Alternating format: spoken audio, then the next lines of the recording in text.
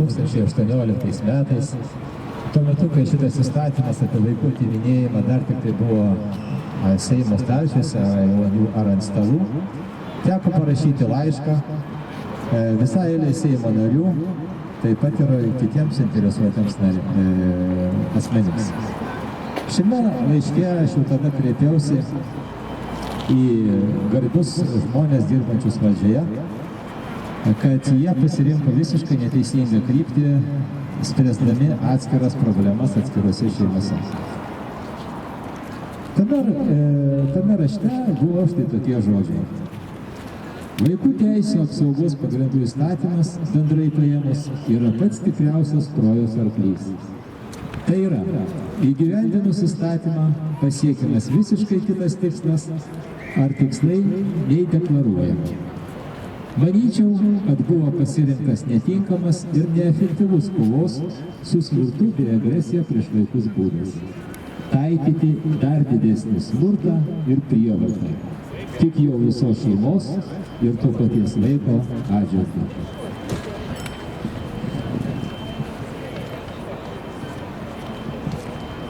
Taip pat, manau, yra nesąžininga reikalauti čia pat ir dabar iš visos visuomenės tobulumo atskirai paimtoje srityje, nepateikiant tobulų orientyrų ir adekvačių priemonių tam tobulumui pasiekti.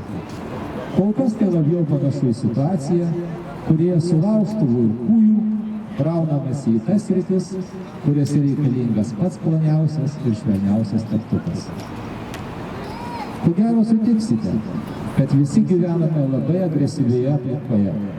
Aplinkui save matome labai daug smurto, agresijos ir šiaip amoralios kultūros pavyzdžių. Toli vaikščioti nereikia, užtenka įsijungti televiziją.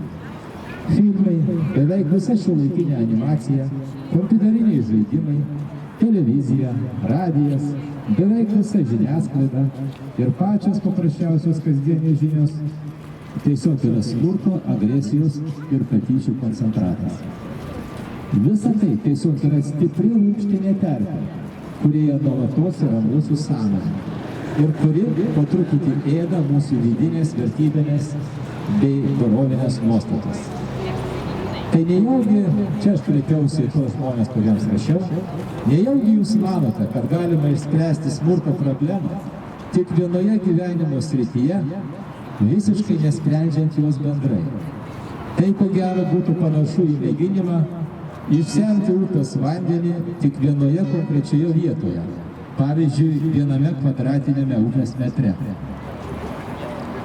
O sprendimą taip pat pasiūliau šiame rašte ir sprendimą. Jisai skambėjo štai taip. Reikėtų išimti žmonių sąmonę iš šios srauto kartu su pačiais žmonėmis. Visą šeimą kartu, su mama, tėčiu ir vaikais. Iškelti į tas erdves, kuriuose aplinka būtų harmoninga. Išjungti telefonus, televizorius, kitus ryšio prietaisus. Tiesiog leisti pabūti jiems gamtoje. Sudaryti sąlygas dirbti paprastus, galbūt ūkio ar žemės darbus. Taikyti muzikos, spalvų, kitokias terapijas.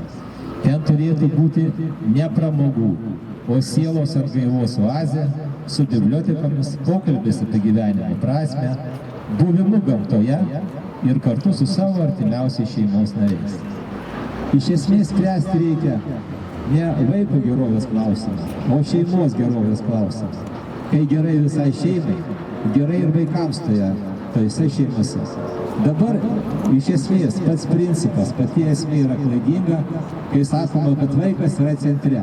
Ne, centre turi būti šeima. Visa šeima, ir mama, ir tėtis, kiekvienas yra svarbus. Ir mačiutė, ir senelis, visi yra svarbus. Negali būti nei vieno atmestas. Negali būti, kad vaikas turi visas teisės, o mama neturi jokių teisų. Niekada tokie metodai jokių gerų rezultatų nebus. Neduos. Ir neduoda. Ir neduoda. Ir ko tada tikėtis? Ir niekada neduos. Nes tai yra iš kito pasaulio, kitos pasaulio dimensijos, kur nėra nei dorovės, nei moralės. Todėl sprendimai yra paprasti, jie yra įvardinti, Seimūnams pasiūlyti dar 2018 metais, tada jie neišgirdo. Nežinau, gali išgirsti dabar. Ir baigdamas tą savo raštą, aš parašiau labai paprastai. Todėl aš Atsisakau bendradarbiauti šio įstatymo ir visos vykdomos vaikų teisų apsaugos reformos rėmuose. Tai bus taikus nebendradarbiavimas, kaip Mahatma Gandhi sakė. Atsisakau siekti tapti globėjų už atlyginimą minėtos reformos rėmuose. Ir jeigu bus tokia Dievo valia ir taip susiklostys aplinkybės, padėsiu kiekvienam vaikui, kuriam galėsiu padėti, nesiekdamas tuo jokios asmeninės naudos. Su pačiais geranoriškiausiais palinkėjimais pasirašiau Lietuvos Respublikos pilietis Giedrius Misevičius. Ačiū.